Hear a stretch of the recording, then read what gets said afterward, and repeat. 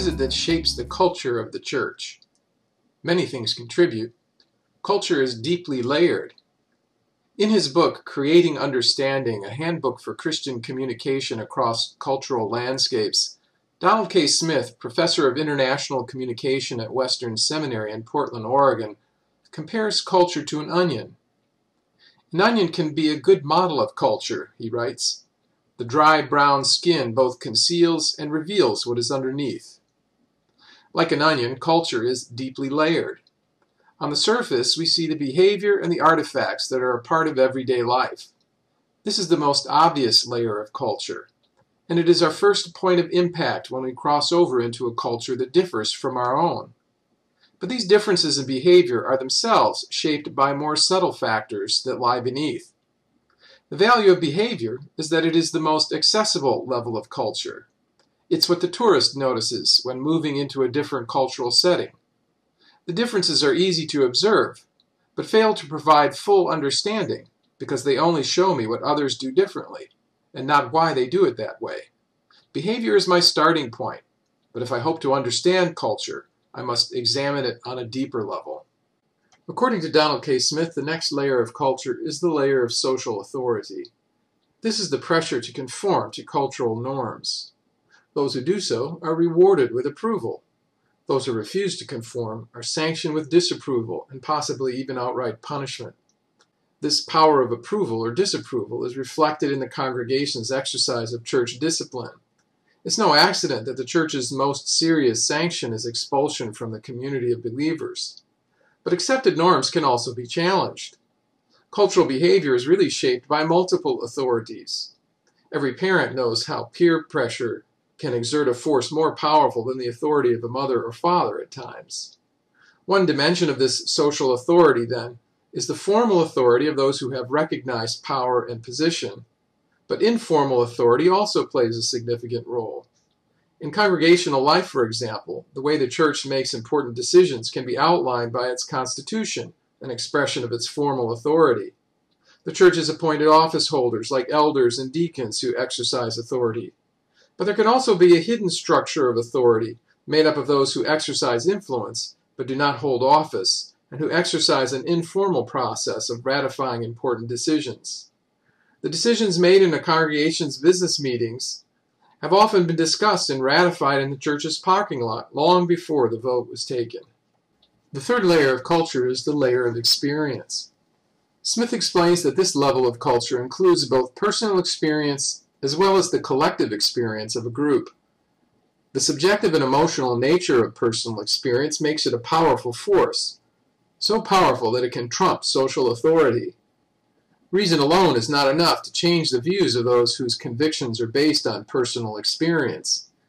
In Creating Understanding, Smith writes, "Where there has been emotional involvement, seeing, feeling, it is useless to say that a remembered experience did not happen, or that it is not the way you think it is."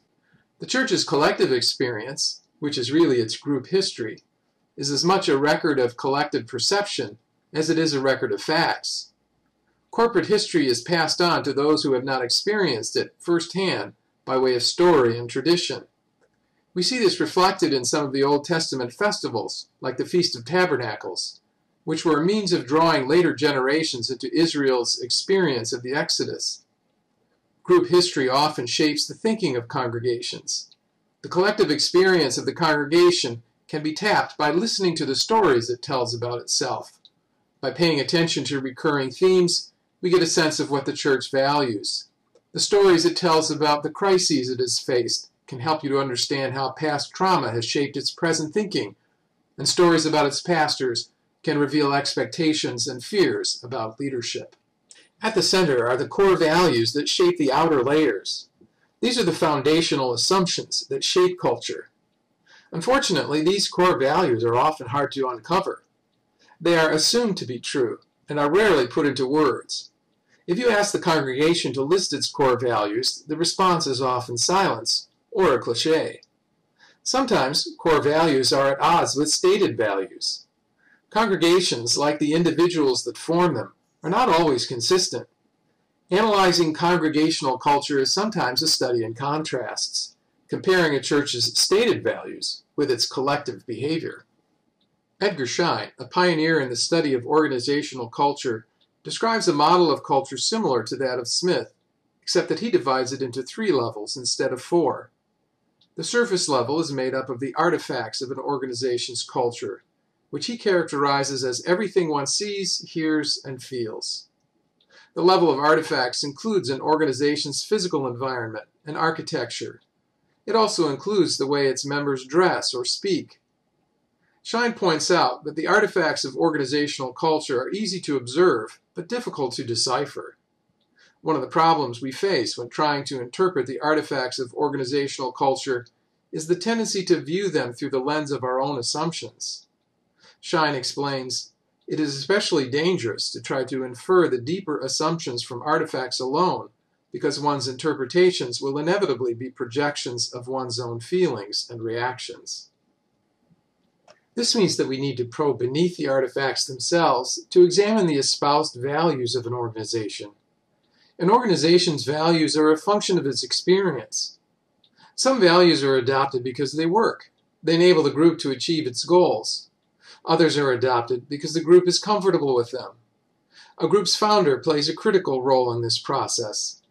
Schein explains that the values promulgated by a group's prophets, founders, and leaders eventually becomes embodied in an organizational philosophy that goes unquestioned. These guidelines provide the organization with a roadmap for the future. However, it is also possible for a group to espouse certain values, but to function in a way that contradicts them. Consequently, if we hope to understand the way the congregation functions, we cannot simply accept what it says about what it values. We need to uncover the assumptions that are so basic that they are taken for granted. These are the non-debatable assumptions that shape behavior. When basic assumptions are challenged, members of the organization go on the defensive. But since these assumptions are taken for granted, members may not be able to explain why they are reacting. They may simply feel that what is being proposed is wrong. What Donald K. Smith says about the core values of culture is also true of the basic assumptions that guide organizations like churches. If these core values are seriously questioned, Smith explains, the first reaction will probably be to ignore the question. Anyone who says that can't be serious. If the questioner presses the point, he or she meets laughter, even derisive laughter. Further disagreement leads to anger and possible violence against the person who is skeptical of a core belief. Congregational culture can be changed, but it does not change easily or quickly. Often, an external crisis is what is necessary to force the congregation to question its most cherished operating principles. New leaders can also effect a change, but they are often impatient. Edgar Schein notes that significant cultural change in an organization can take decades.